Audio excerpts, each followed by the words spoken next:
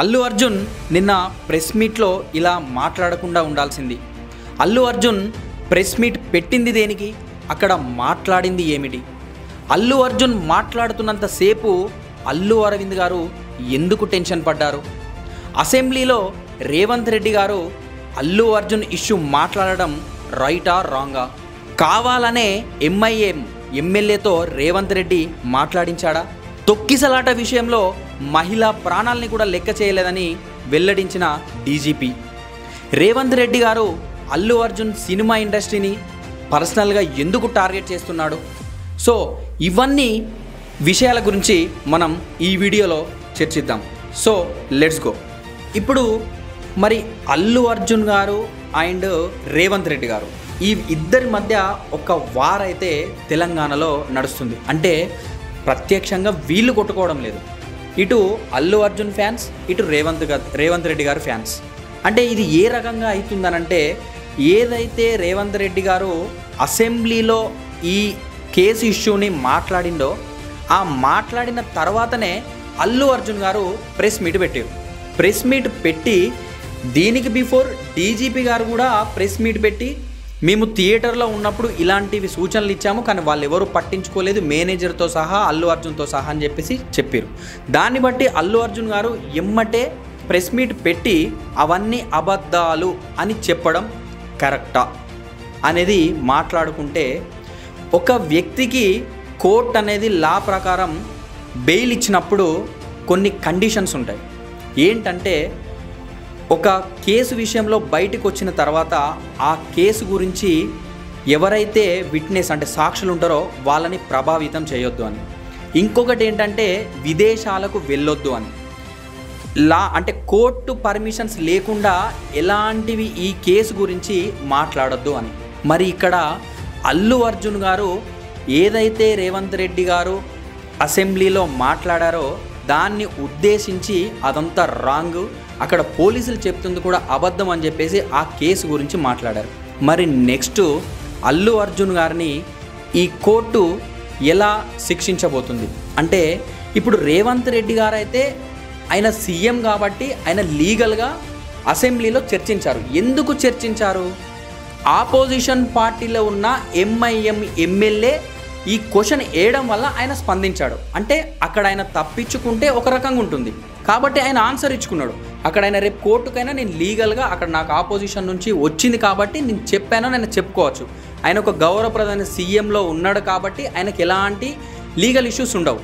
కానీ మీరు బెయిల్ ఇచ్చిన తర్వాత ఇలాంటివి ప్రెస్ మీట్లు పెట్టద్దు, అసలు వాటి గురించే మాట్లాడద్దు. అది తెలిసి కూడా మీరు ఇలా పెట్టడం వల్ల రేపు కోర్టు ఎలా ఇస్తుంది? ఒకవేళ కోర్టు శిక్ష వేసిందనుకోండి, మరి ఇప్పుడు 4 వారాల బెయిల్లో ఉన్నారు. మరి అల్లు అర్జున్ని ఈ బెయిల్ క్యాన్సిల్ చేస్తుందా?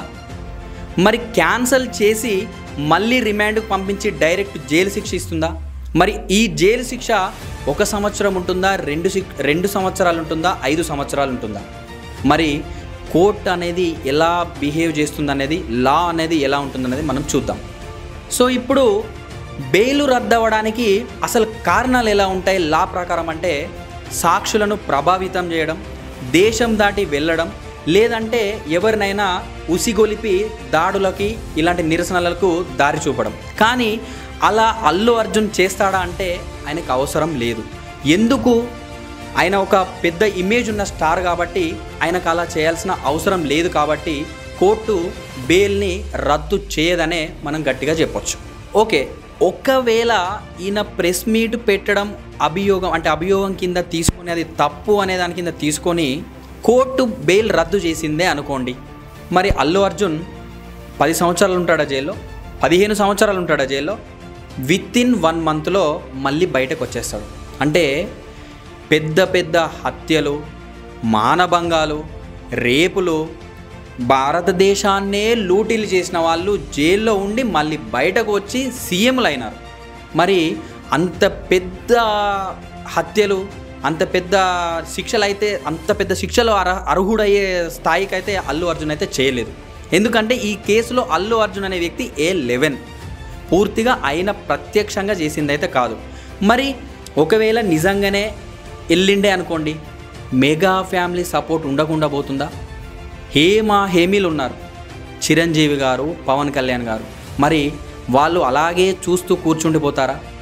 మరి వాళ్ళు ఎందుకు చూస్తూ కూర్చుండిపోరు అని అంటే, ఇక్కడ రేవంత్ రెడ్డి గారి పోకట ఒంటెద్దు పోకట, అంటే కక్ష సాధి ఒక్కరినే టార్గెట్ చేస్తూ పోతున్నాడు. కాబట్టి ఇప్పటికే ప్రతి ఒక్కరికి అర్థమైపోయింది అల్లు అర్జున్ని కరెక్ట్గా టార్గెట్ చేస్తున్నాడు. ఇక్కడ ఇంకొక పాయింట్ ఏంటంటే, అల్లు అర్జున్ని టార్గెట్ ఎందుకు చేస్తున్నాడు అని అంటే, ఈయనను టార్గెట్ చేయడం వల్ల ఈయన పాపులర్ అయిపోయి పెద్ద ఎత్తులో వెళ్దామని. కానీ అదంతా అక్కడే ఆగిపోతుందన్న విషయం రేవంత్ రెడ్డి గమనించలేకపోతుండు. ఈయనకు ఉండేది 4 సంవత్సరాలు, ఇంకా గవర్నమెంట్, కాంగ్రెస్ గవర్నమెంట్ ఇంకా 4 సంవత్సరాలు ఉంటాడు. ఈ 4 సంవత్సరాలలో దిగిపోతాడు. కానీ అల్లు అర్జున్కి ఇంకా 50 సంవత్సరాల భవిష్యత్తు ఉంది. వాళ్ళకి 2 పిల్లలు ఉన్నారు, వాళ్ళకి ఇంకా 70 సంవత్సరాల భవిష్యత్తు ఉంది. మరి ఈయన స్టార్ అయ్యాక ఇలానే ఊరుకుంటాడా? ఇది ఏదైతే కేసు ఉందో దీన్ని ఇక్కడనే ముగింపు పలకకుండా, ఎవరైతే అల్లు అర్జున్ కొడుకు ఉన్నారో, వాళ్ళ పిల్లలు ఉన్నారో, వాళ్ళకి ఒక మా తండ్రిని రేవంత్ రెడ్డి గారు అప్పట్లో జైల్లో పెట్టించాడని ఒక ఆ మాట మైండ్లో ఉండిపోదా?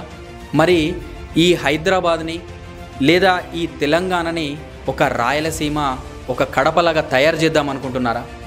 ఇక్కడే దీన్ని ముగింపు పలకొచ్చు. కానీ రేవంత్ గారి స్వలాభం కోసం, ఆయన రాజకీయంగా ఎదగడం కోసం ఒక నేషనల్ అవార్డు విన్నర్ అయిన అల్లు అర్జున్ని ఇట్లా టార్గెట్ చేసుకుంటూ పోయి హైలైట్ అవుదామనే ఒక ఉద్దేశంతోనే చేస్తున్నాడు.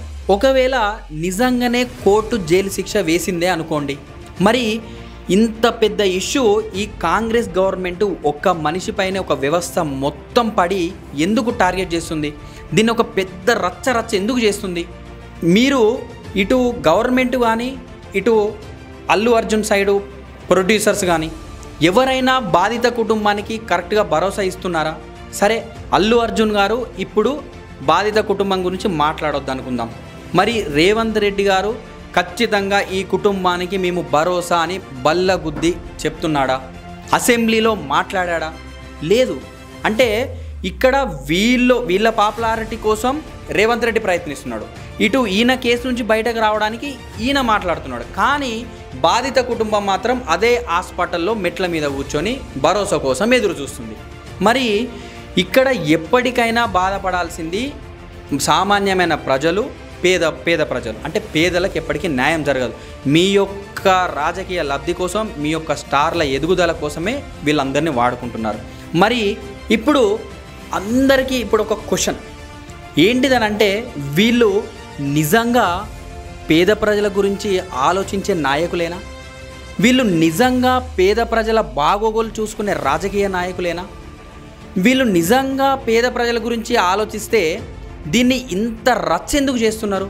అంటే వీళ్ళ ఎదుగుదల కోసం, వీళ్ళు ప్రయోజనం పొందడం కోసం, వీళ్ళ పాపులారిటీ కోసం.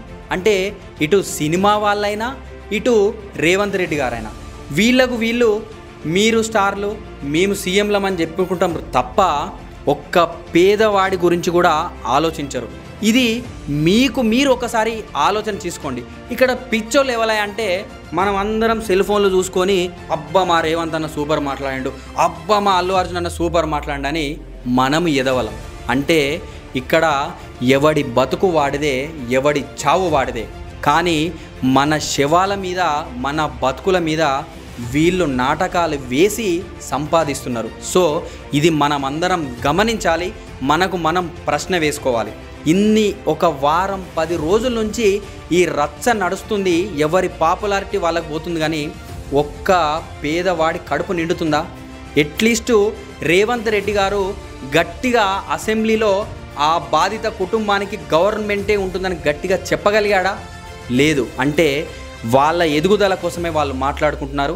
వీళ్ళే కాదు, భారతదేశంలో ఏ రాజకీయ నాయకుడైనా, ఏ స్టార్ అయినా వాళ్ళ స్వలాభం కోసమే, వాళ్ళ ఎదుగుదల కోసమే, వాళ్ళ తరతరాల సంపాదన కోసమే కష్టపడతాడు. ఏ పేదవాడి కోసం, ఏ ఫ్యాన్ కోసం ఎవ్వరు కూడా పట్టించుకోరు. అదందరం మనం గమనించాలి. మనం ఇకనైనా బుద్ధి తెచ్చుకోవాలి. ఈ స్టోరీ ముగింపు అనేది ఎలా ఉండబోతుంది? అంతకుముందు రాజ్ తరుణ్ కేసు కానీ, మోహన్ బాబు గారి కేసు కానీ, మధ్యలో వచ్చిన హైడ్రా కూల్చివేతల గురించి కానీ మధ్యలోనే వదిలేసారు, సైలెంట్గా ఉన్నారు. మరి ఈ బాధిత కుటుంబానికి ఇటు రేవంత్ రెడ్డి గారి గవర్నమెంట్ భరోసా ఇస్తుందా, లేకపోతే ఇటు అల్లు అర్జున్ కానీ ఫిల్మ్ ఛాంబర్ కానీ లేకపోతే నిర్మాతలు కానీ భరోసా ఇస్తారా?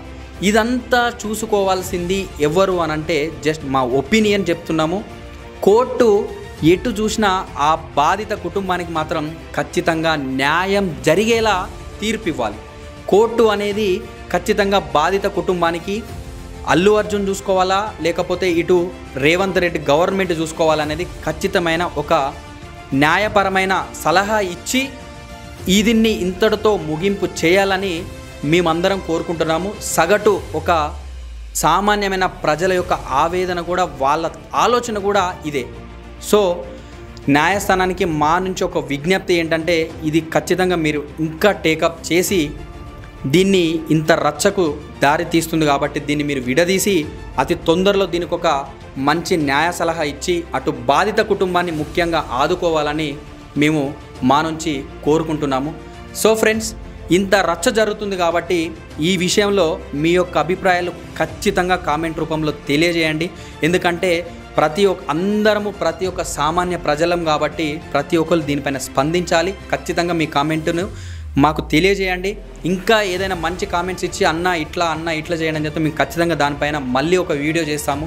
సో మీ అందరికీ ఈ వీడియో చేరాలంటే, ఇంకా తెలియని వాళ్ళకి కూడా చేరాలంటే మీరు ఖచ్చితంగా సబ్స్క్రైబ్ చేసుకోండి, లైక్ చేయండి. మీ ఫ్రెండ్స్ ఎవరైనా ఉంటే ఎంతమంది ఉంటే అంతమందికి షేర్ చేయండి. Thank you all.